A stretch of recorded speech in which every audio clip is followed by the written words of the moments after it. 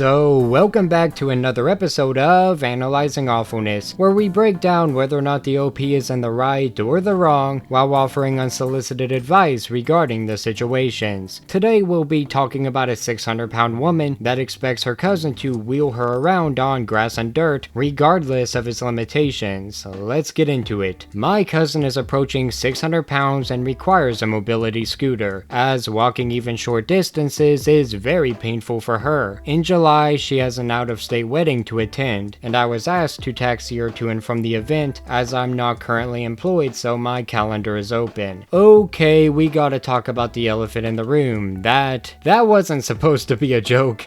Her being 600 dad blame pounds is insane though. At a certain point, we all gotta recognize that this is entirely her fault. Actions have consequences, and she should have to face them. Ain't no way you can justify this weight, but screw it, we'll see. Before then though, I gotta say that if you're so overweight that, and I mean this with full respect, you are a burden, then that's a problem.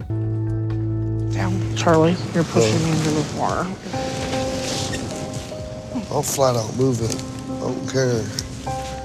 I'll move whatever I gotta move. Even though it's very difficult to get around, I truly love shopping for food. If you can't walk from one side of the grocery store and back without passing out or needing oxygen because of your weight alone, then you are legitimately a blockade in any emergency situation. If I have to hurdle a 600-pound woman on a no longer mobile mobility scooter in a situation where my life depends on it, then that's where I draw the line. You gotta be able to fend for yourself if the situation arises. If the store is flooding and it takes out the electronics on your scooter, you're a beached whale at that point. Take that into consideration because I would hate to go out that way. Unfortunately, my car will not carry a mobility scooter, so my cousin will be required to use a wheelchair. The problem is that this event is being held in a public park. I can barely push her wheelchair on a paved surface, let alone across grass and dirt. I tried contacting a couple rental agencies in the area, but they would not lease scooters in this case because of the off-road use. This is another problem I have with being overweight. If other people have to go out of their way to push you around, since again, you can't be mobile on your own, then it's at a point where being that way is absolutely selfish. If people are at risk of injury just for trying to push you around, and some jobs require such an action, that's a terrible situation to willingly put someone in. Whether it's nurses or airport attendants, they don't deserve this, and this applies to OP here as well. If you struggle to push her on pavement, then you won't be able to on dirt and grass, no doubt in my mind. It would put her in a position where she could get stuck, which would be pretty embarrassing, and even if I think that embarrassment would be good for her, it's probably not best for you, OP.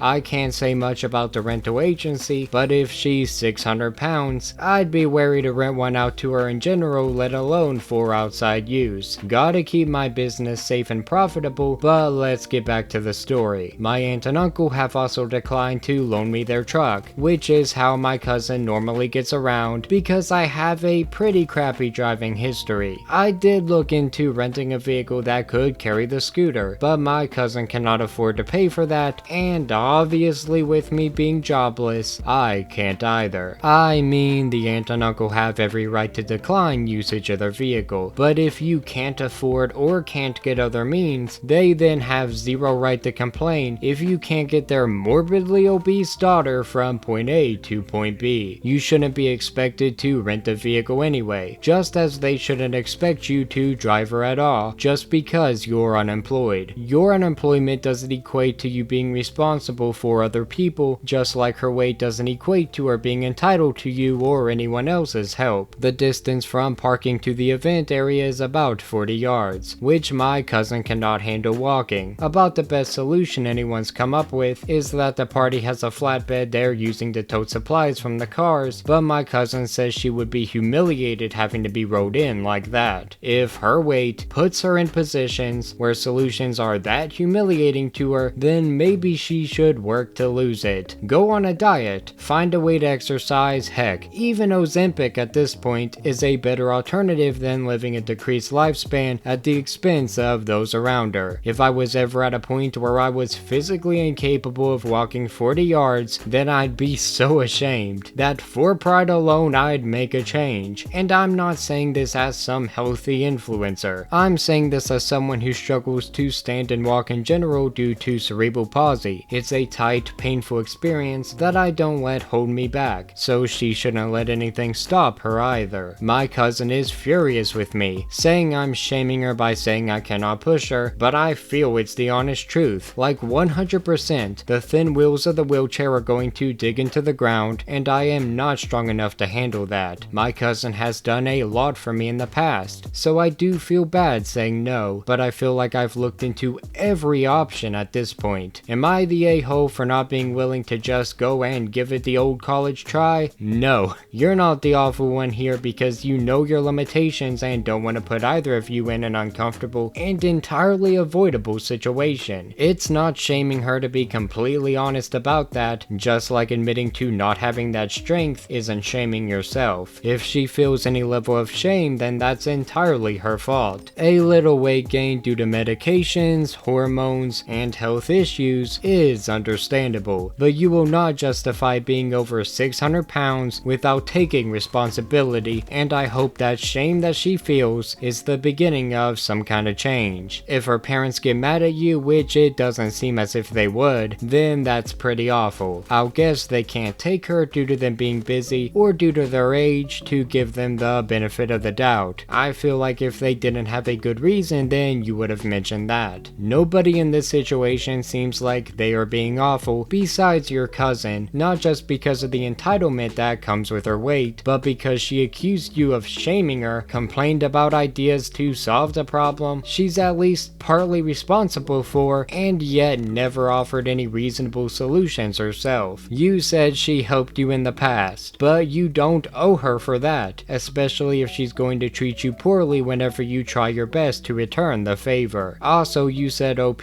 please don't degrade my cousin. I know I can't stop you, but it's all been said before. Please and thank you. And I have really tried hard not to say anything unnecessarily mean or degrading, even before I saw this line, but truthfully, at some point we gotta acknowledge that some words are justified in some situations. She's fat. Plain and simple. And her weight causes problems for herself and everyone around her. She's going to die with a decreased lifespan. She's at risk of a myriad of other health problems. She can't be genuinely happy this way, and someone needs to do something before you lose her altogether. Although she doesn't need outright bullied, of course not. A little bit of shame may go a long way. Coddling her feelings is a form of enabling, especially if she reacts offended just by you expressing your own limitations alone. Anyway, that's all I have to say. Have a great day. Thank you.